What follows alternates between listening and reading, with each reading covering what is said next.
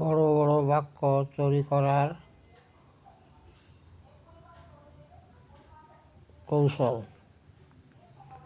একটি সহজ সূত্রের সাহায্যে বড় বড় বাক্য সহজেই তৈরি করা যায়।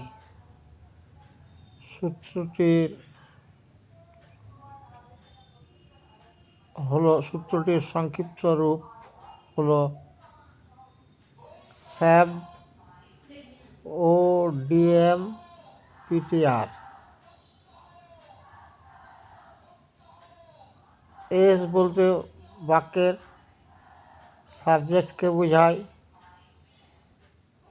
এ বলতে অ্যাডভার্ব অফ ফ্রিকোয়েন্সিকে বোঝায়, ভি বলতে ভার্বের উপযুক্ত রূপকে বোঝায়, ও বলতে অবজেক্টকে বোঝায়।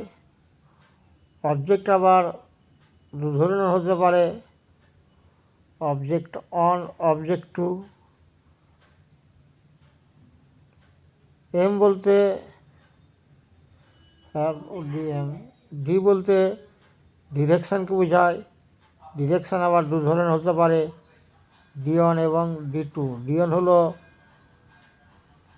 কোন জায়গা থেকে, D1 এবং D2 বলতে বোঝায় কোন জায়গা থেকে কোন দিকে